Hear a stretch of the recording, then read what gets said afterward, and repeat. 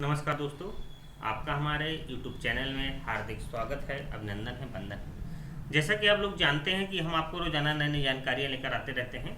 आज हम बात करेंगे पीएम किसान सम्मान निधि योजना अंतर्गत कि परिवार के एक ही परिवार के कितने सदस्य जो है पीएम किसान सम्मान निधि योजना का लाभ ले सकते हैं।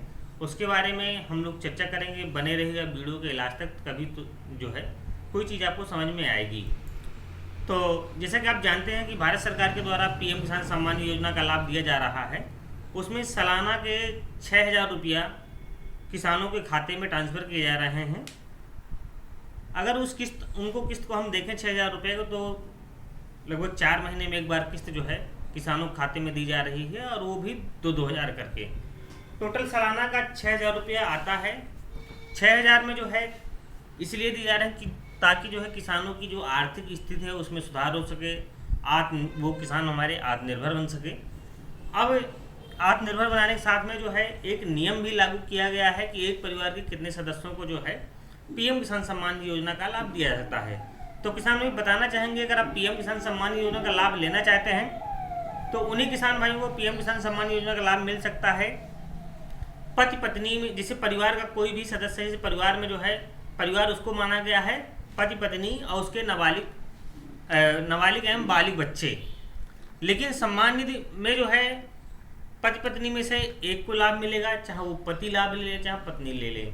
अगर आपके किसान भाइयों के अगर नाबालिग बच्चे हैं तो उनको भी किसान जो है पीएम किसान सम्मान निधि योजना का लाभ नहीं मिलेगा।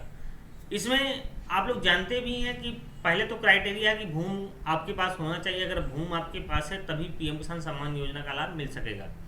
अगर आपके परिवार में आप पति पत्नी हैं और आपके नाबालिग बच्चे हैं, भले ही उनके नाम पे ज़मीनें हैं, उनके वो खेती योग्य ज़मीनें हैं, लेकिन फिर भी जो है नाबालिग अगर आप बच्चे हैं, आपके बच्चियां हैं आपकी, तो उनको पीएम किसान सम्मान योजना का लाभ नहीं मिल सकेगा।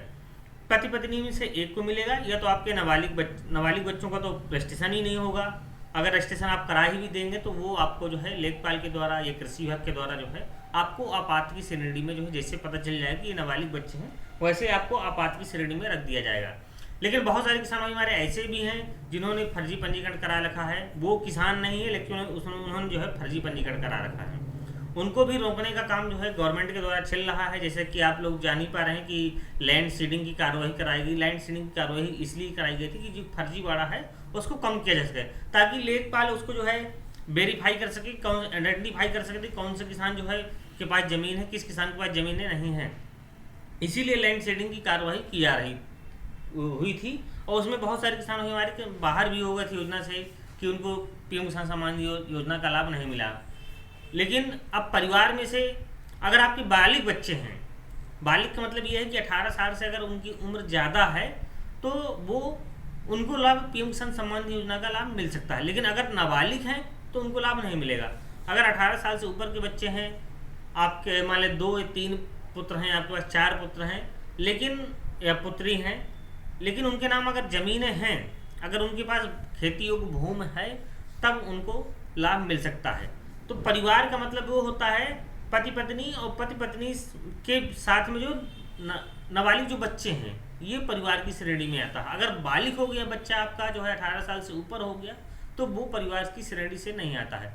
जैसे इसी कुछ जो है, जैसे इसको साझा चूल्हा भी कहते हैं। साझा चूल्हा का मतलब ये तो यानी एक ही परिवार के सदस्य जो है पति पत्नी और उनके नाबालिग बच्चे का अगर खाना एक साथ बन रहा है, एक साथ ही खाना खा रहे हैं, तो एक परिवार माने को साझा चूल्हा माने, यानी कि एक ही चूल्हे पे सब लोगों का खाना जो है बन रहा है, यानी एक ही रसोई पे सब लोगों का खाना बन रहा है, सब लोग खा रहे हैं। तो परिवार को उस कैटेगरी पे रखा गया है, यानी आपको जो है पति पत्नी में से एक को लाभ मिलेगा, प्लस जो है आपके जो बालिग बच्चे हैं उनको लाभ मिल सकता है। अगर आपके नाबालिग बच्चे हैं तो आपको जो है लाभ नहीं मिल सकेगा। और अगर आप पंजीकरण करा भी देते हैं, और पंजीकरण कराने के बाद जो है अगर लेखपाल को जो है या कृषि विभाग को जानकारी मिल जा सकती है, अगर उनको मिल गई और आपकी जांच शुरू हो गई, अगर आपके नाबालिग बच्चे थे तो हो सकता है कि आपकी रिकवरी भी आपके खाते से की जा सके। और रिकवरी में एक नियम भी बनाया गया कि उसमें ब्याज सहित जो है रिकवरी आपकी की जाएगी। तो ऐसे हम किसानों को बताना चाहेंगे कि अगर आप पति पत्नी दोनों के नाम ज़मीनें हैं तो सिर्फ एक ही लोग पंजीकरण कराएं पीएम किसान सम्मान निधि योजना का लाभ लेने के लिए। और अगर आपके नाबालिग बच्चे हैं उनके नाम भी ज़मीन है तो आप सिर्फ जो है परिवार का मुखिया हो जो है वही पंजीकरण कराए। अन्यथा जो है आपका अगर पंजीकरण सबके करा दें सबके समान निधि आने लगेगी तो सबको समान जब आएगी तो लेकिन अगर किसी को जानकारी मिल गई तो वो आपकी रुक भी सकती है। इसलिए जो है पति पत्नी में से एक लाभ लें। अगर नाबालिग बच्चे हैं तो उनमें से कोई मत लाभ लें। अगर बालिग बच्चे हो गए हैं वो आपके, अगर पति पत्नी में जो है आपके एक को एक्सपायर हो गया है तो फिर मान ली पत्नी आपकी एक्सपायर हो गई या पति एक्सपायर हो गया है तो फिर वो अगर वो ज़मीन जो है जब लेखपाल के द्वारा ट्रांसफ़र कर दी जाएगी जो है पत्नी को किसान के, तो फिर किसान के जो बच्चे हैं प्लस जो पत्नी है उनको भी इस योजना का पीएम किसान सम्मान योजना का लाभ मिल सकेगा। जब तक अगर पति जिंदा है तो पत्नी को लाभ नहीं मिलेगा उस कंडीशन पर। तो एक ही आदमी को लाभ मिल सकता है पति पत्नी में से, और बालिग बच्चों में से एक ही को लाभ मिल सकता है, सबको नहीं मिलेगा। धन्यवाद किसान भाइयों। अगर आपको हमारा ये वीडियो अच्छा लगे तो प्लीज़ हमारे चैनल को लाइक एवं सब्सक्राइब करिएगा। धन्यवाद।